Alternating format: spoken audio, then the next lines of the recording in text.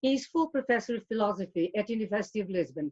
Since 1978, he has been engaged in the civic environmental movement in Portugal and in Europe.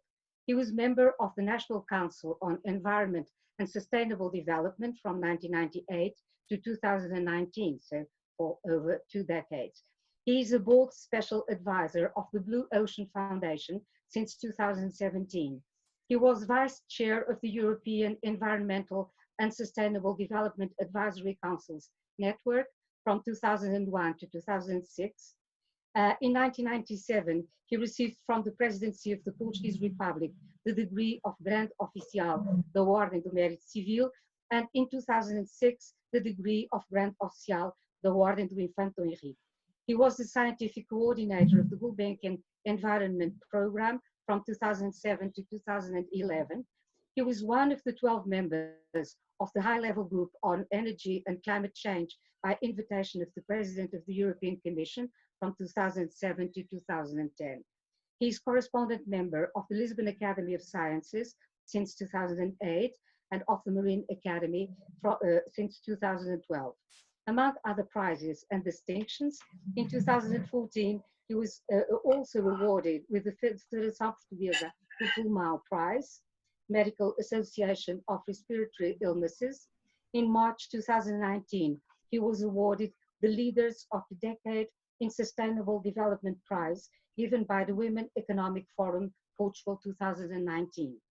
He wrote, and this is very important, over 400 works on philosophy, environment, federalism, and international relations matters. He's also speaker, he was speaker in over 1,000 conferences in Portugal and 23 other countries. Some of his writings are translated into Spanish, French, English, German, Norwegian, and Mandarin.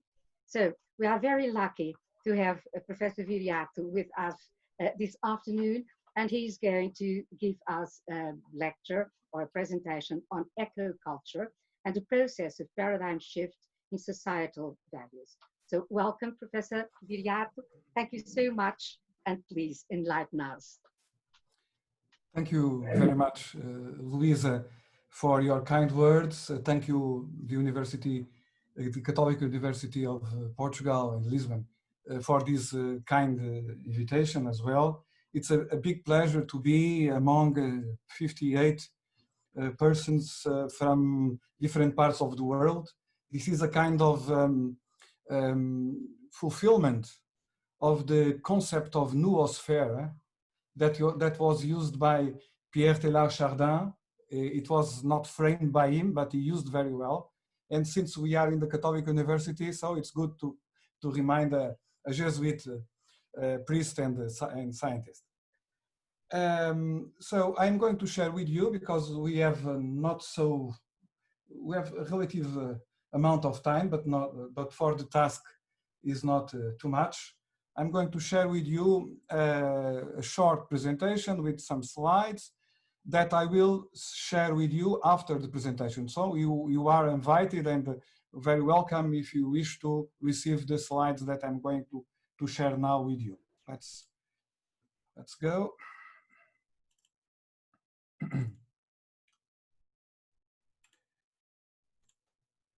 I hope it is visible for you. Okay, very well. So this is our topic for the conference within the title, the general title of the week, the 10th Lisbon Summer School. And I'm going to address this idea of paradigm shift in societal values. And therefore, I'm going to start with a very known painting for the British citizens in the room. This is very familiar. This is the very known and famous and beautiful painting from William Turner. It was considered by the British public opinion in 2005 as the greatest or the more beautiful painting of the British painting history. And I think it's a good example of the topic we are addressing in this conference. So we are speaking about values, within ecoculture or within the transition towards an ecoculture. And in my opinion or my interpretation, this painting from Turner, it's the painting, as you probably know, it's the Fighting Temeraire. So it deals with this battleship here, very pale, very noble. This is the last voyage from this warship that took part in the Trafalgar naval battle, in which Lord Nelson won the victory but lost his life. And this is the voyage between from London in the Thames River to the dockyard where this vessel was destroyed. So it's the final voyage. And the reason why I'm bringing this painting is because this is completely full of values. The Turner, it's one of my most favorite painters, I must confess, picked a moment of the day that you are never able to tell in a painting. It's because we don't know if it is sunset or dawn. It's a very difficult issue in painting, but it was a deliberation. It was an option of the painter. And you have, this is one of those, a steamboat, a new steamboat. We are in 1838. So in the start of the spreading of the Industrial Revolution, and you can see the contrast between the ugliness, but at the same time, the strength of this steamboat and the nobility, the beauty, but at the same time, the idea of decline. It's almost a ghost. And we don't have time to discuss the painting, but anyway, my guess is that you can immediately understand that for William Turner, this is not a time of dawn. This is a time of sunset, because, and I can explain why. What is the basis of my guess? Because he's not doing the apology of this in the steamboat, but he's doing the farewell to the wind battleship. This wind battleship still sailing, moved by the natural energy of the wind. The reason why I'm sure that he was one of the romantic criticists of the Industrial Revolution lies in the fact that this is not true. So this is not a realistic painting, because we know that in real life, before going to the final dockyard, the Fighting Temeraire was deprived of those, how do you say, mastros? Luisa, help me. Os mastros were the sails, okay? So it was necked with just this part was visible. But of course, given the fact that Turner wanted to show the public that was seeing, admiring his painting, to show, to express, to transmit the idea that, well, this is the final moment of a noble age that is going to be overcome by a new one that is not so noble and not so beautiful.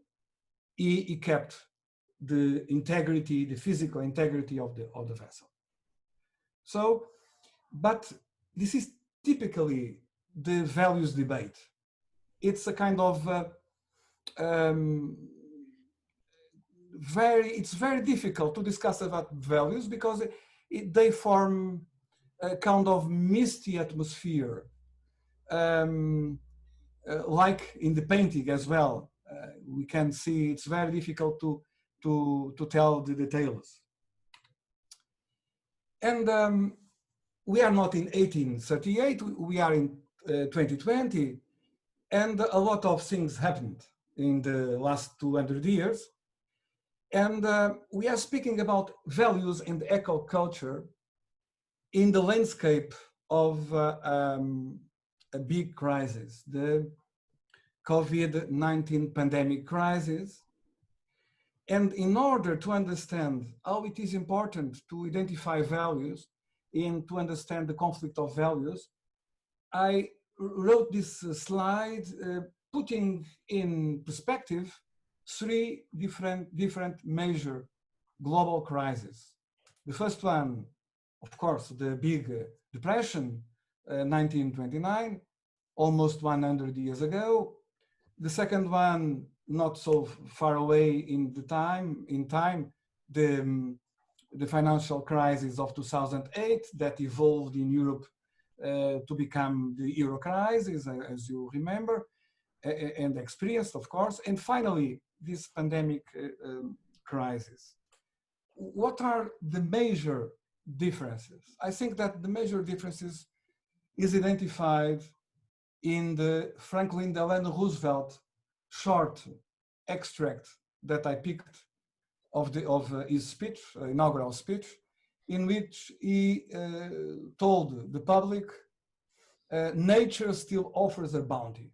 So when probably the most important American president ever, Franklin Delano Roosevelt, when he was depicting the critical situation of America and the world, but the United States above all, he said, okay, this is dramatic. We have a tragedy going by, but anyway, we have still an asset. Well, we have still a very important resource upon which we can build a new America and a new world, nature. Nature still offers a bounty. That's the completely different landscape from our time.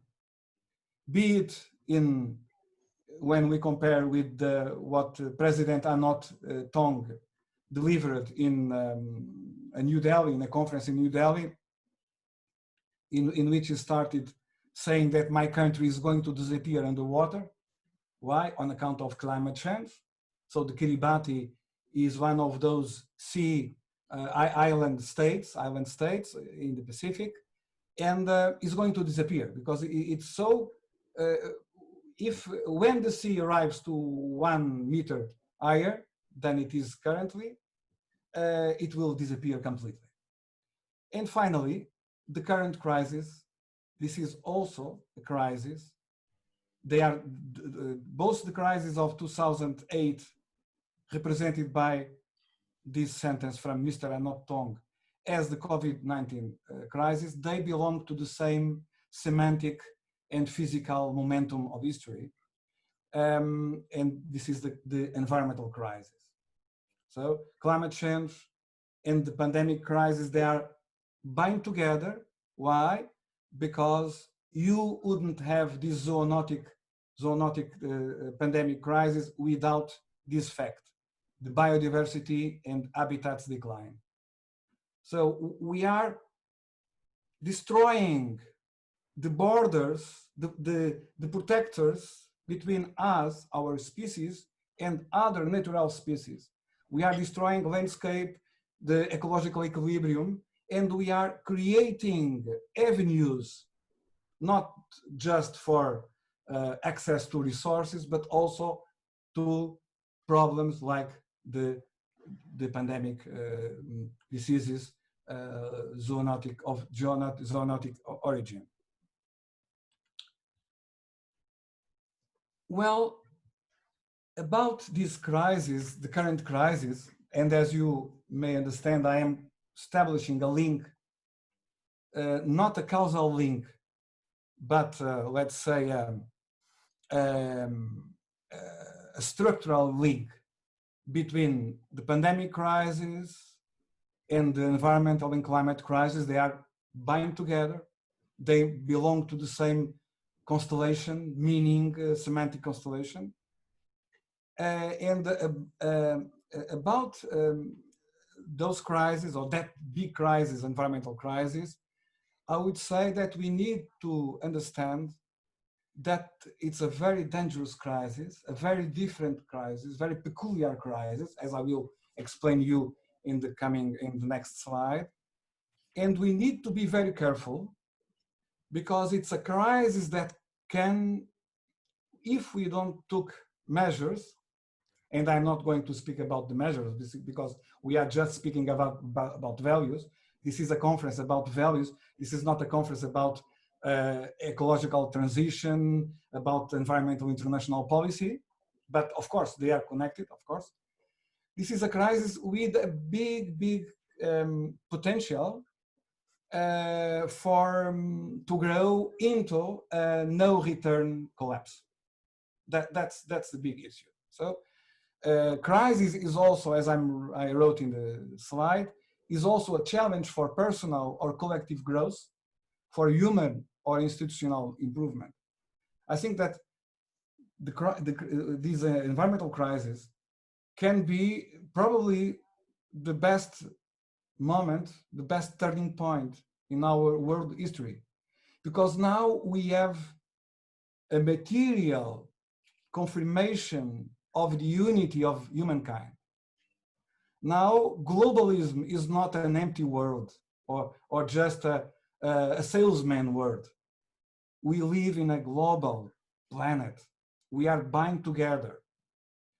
However, we can be bound together towards the future, towards sustainability, towards the continuation of history, or we can bind together towards a catastrophic collapse.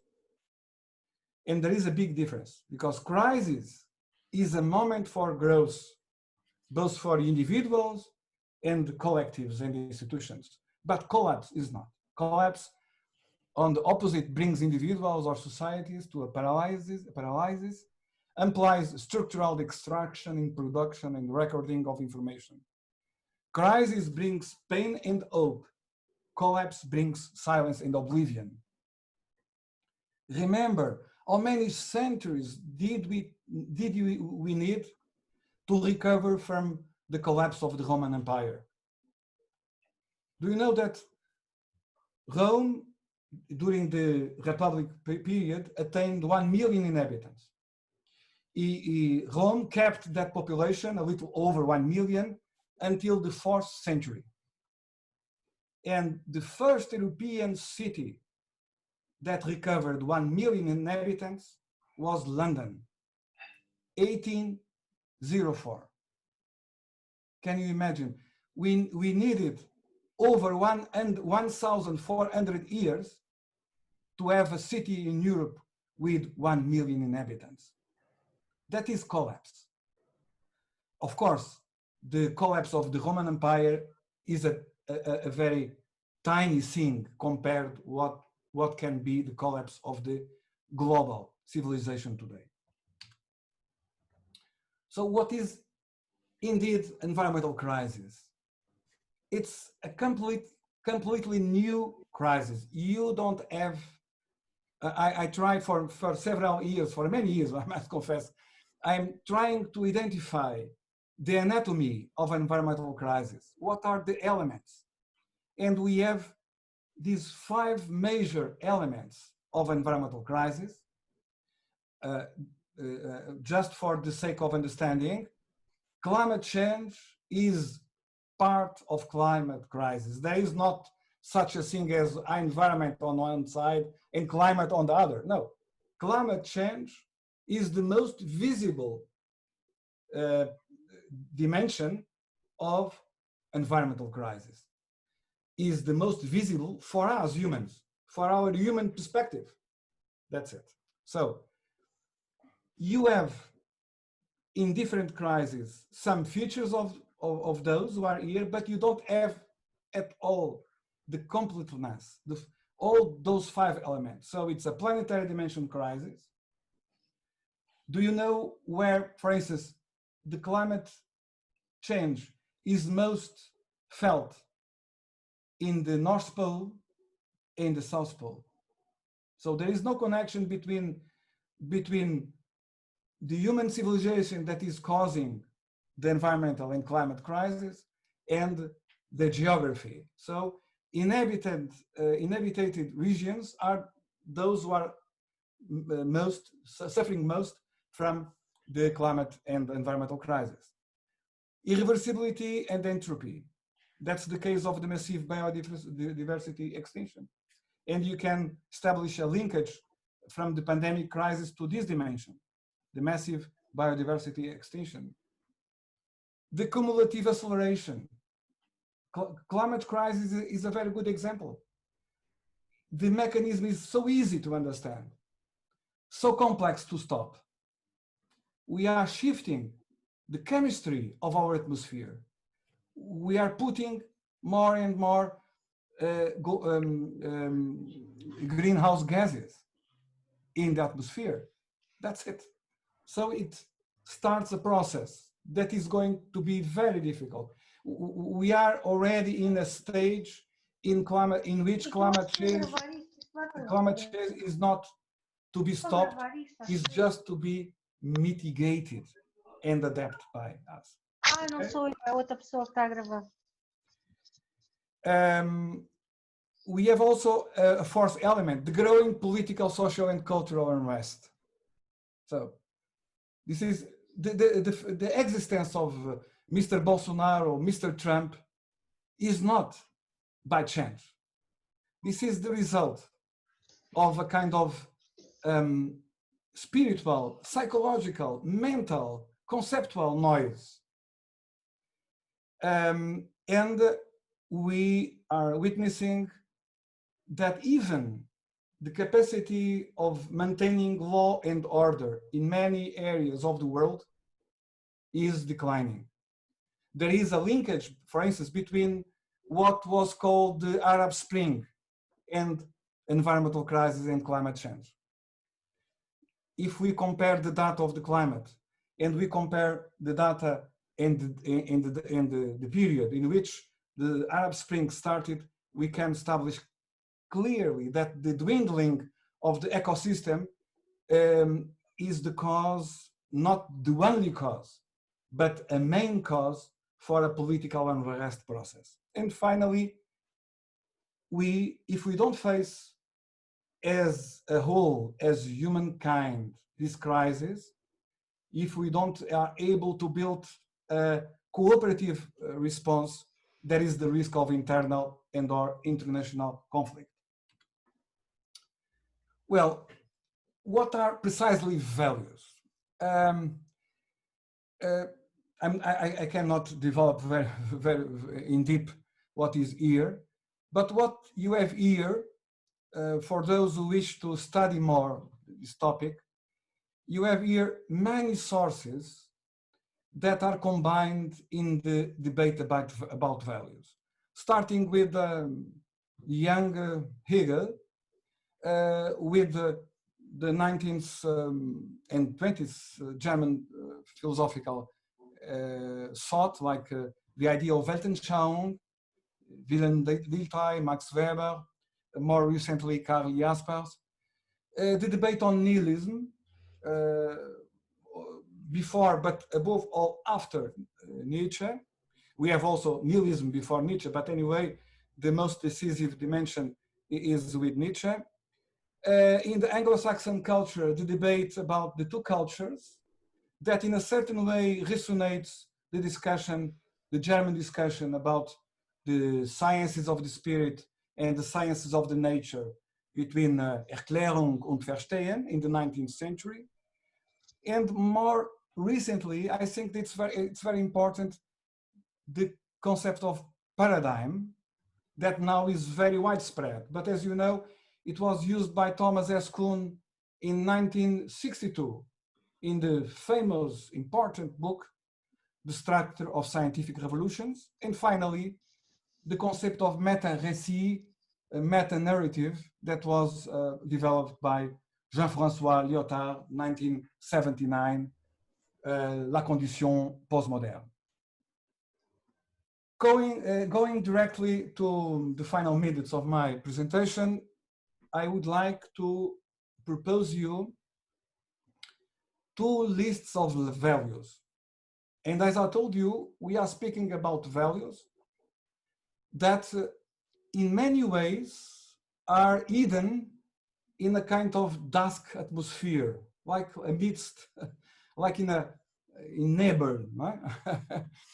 And on one end, this is the list of what I call old values. What are old values? I would say old values of modernity. Those are still dominant. Those are still dominant. If we look into the political speech, if you look into the economic speech, you will see those values still in the top position. However, we have already a value struggle with the new values that I will present in the next slides. So the first one is the idea of the ideology of progress. This is truly a kind of secular religion, progress. It's not difficult to start probably in the late 16th century, obviously in the 17th century, until at least the last quarter of the 20th century. The idea that each generation is going to improve the quality of life, and the quality of life is also expressed in language, a very narrow materialistic language, coming from a very also narrow interpretation of economics. This is the measure, the guiding value in which all of us, probably not the young people in the room, but probably I, of course, and many others, we were educated in this ideology of progress. The next generation is going to live in a better world than the previous one. They will have access to more services, to more technologies, to more security, and so on. The second value is the scientific and technological optimism. That become also a kind of mythology, the technological fixed optimism. The idea that there is no such thing as a problem that can't have or cannot have a technological solution. And even the second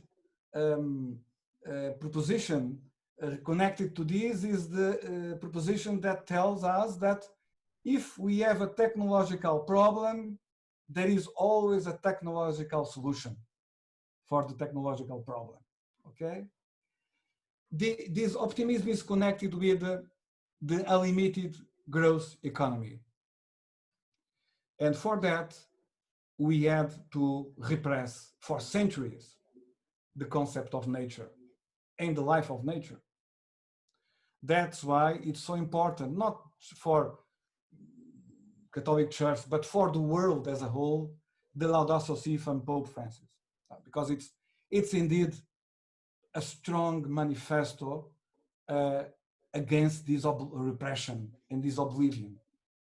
So it's completely insane to affirm, like all or the majority of economic public policies affirm, that it is possible to have exponential growth in a finite planet. That's a completely lack of mental health equilibrium. But the realm of public policies in economics is on the hands of guys that believe it is possible. Third value, the importance of the state. So, look for this dimension. I'm speaking about old values, and probably you are already seeing that these values are shared by apparent enemies. I think that we agree that, for instance, neoliberalism on one side and strong Bolshevist communism are enemies. You agree. But do you see that they share the same values? What Lenin considered that socialism was the combination between Soviets and electricity, meaning that he was also a believer in the religion of technological fix, like all the capitalist and neoliberal theorists. And the same regarding the state. If you want to have a communist political rule, you have to gain the state. But if you need to have a market-oriented society, you have to conquer the state, to shift the state in order to have a paralyzed state and just the government. One of the things most interesting, but I don't have time to explain that, is the way in which neoliberalism keeps the government. It's the only thing that they are interested is to have a government, not the state. The state can be sold, can be a little bit like the anarchists. We can get rid of the state, but we need the government. We need the guys that enact and are able to organize the society within a law system. Fourth value, the single teleological final-oriented conception of the historical process. Here you see the same thing. For the communists, the objective was the society without classes, but our good friend Francis Fukuyama, that was an Hegelian of the right, so to say, he considered that the end of the Soviet Union was the end of history. So it was the fulfillment of the goal of history. You can see how apparent, how enemies are indeed brothers. We are witnessing in the 20th century wars between brothers. They are in the same semantic and axiological dimension.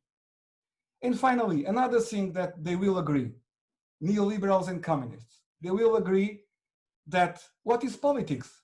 Politics is war.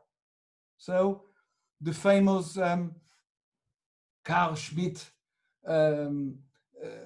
antithesis between Feind, Freund. What are the two axes of politics? The enemy and friend tension. So this is the old table of values. Let's jump into the new one, but let me just express and underline, we are now in a transition period. So we have a kind of mix, hybrid. Even within ourselves, if we are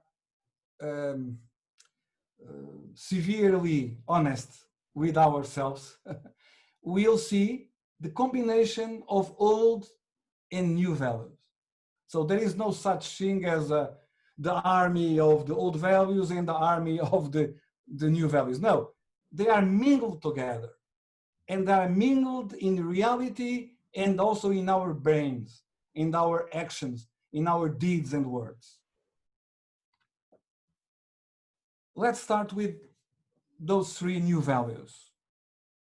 Instead of progress, we see more and more the idea of pluralism, the idea that history is not a unidimensional process. History is the recreation of pluralism by pluralism. And that's a good thing. We are, as I told you, a single humankind in a single planet, but that doesn't mean that our humanity is not the humanity of the diversity. And that's a positive dimension. The second value opposes the second value of the old values. Instead of optimism, I would say anachronical optimism, optimism against all odds, we have now a critical reading of science and technology. And the consequence of that is that instead of an exponential growth economy, we have now glimpses of a new ecological economics. And for us that are Europeans and belong to the European Union, we have now a big discussion, even before the pandemic, but that is not going to stop after the pandemic, about the European Green Deal. We don't have that in America. It's a pity. It's a pity, but because you can't elect Trump and to wait that America will lead the world for everything interesting. But Europe, if it is able to survive its own monsters, because we have many monsters in Europe, if we are able to overcome and to tame those negative trends that belong to European history, Europe can do a good service for humankind in the near future, I suppose. And it's connected with this, with the ecological economics. Another value. We understand very well that the state is important, but the state is not the only political actor. So now we have a critical suspicion about the state's power. And I think it's very positive to have that suspicion. It gives room for our self-empowerment as citizens. It gives room also to the increase of political trust in city governments, in regional governments, in federative states governments. So it's very important that we are not waiting for the things that are happening at the top of the Leviathan, because we can do things in other dimensions of the political order. Fourth value. There is no such thing as an end of history. What is the basic goal of those movements, personalities, cultural trends that are struggling against the collapse, against the economic and social collapse that it will happen if the climate crisis and the environmental crisis are not taken care. The only target is that the show must go on. Our target is to continue the history, not to end the history. The only way of ending the history is the collapse now. So there is no happy end for history. If there is an happy end for human history in the 21st century, it will be collapse and catastrophe. So our target is to increase the time span of history. And we are not in the safe zone. We'll need to struggle for decades and decades to obtain a safe platform.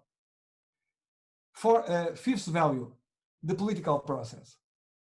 We are not going anywhere if we are still believing that the political process is moved by the antinomy between Feind und Freund, between enemy and friend. We need to understand that the cooperation is something mandatory. I would say we need a compulsory cooperation between enemies, If there is no cooperation between China and the United States and Europe, we are not going to arrive anywhere except collapse. And finally, as well, we need emphasis on the local participatory political process. We need to be more active as individuals, individual citizens, in our workplace, in our neighbor, in our street, in our city or village. We need to be engaged in the collective life. And we can use the new technologies for communication to ease that process. We don't need to participate in the old way.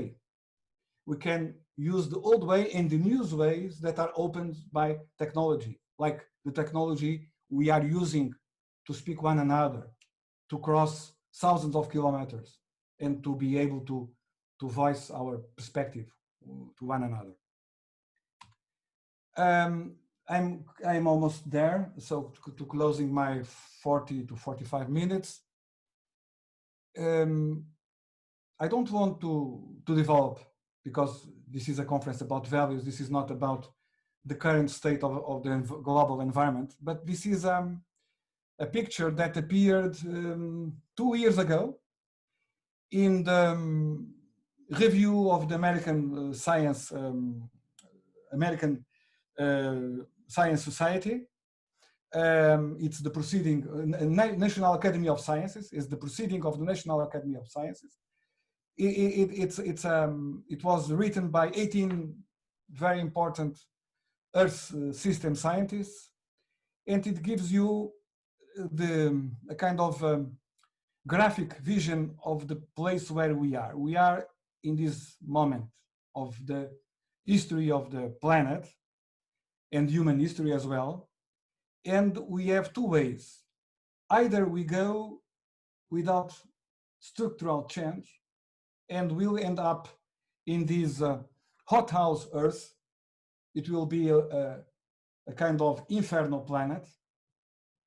Or we are able to overcome our, let's say, our fears, our egoism, our narrow vision of history, our neglect of the rights of the coming generations. That's a very important new factor.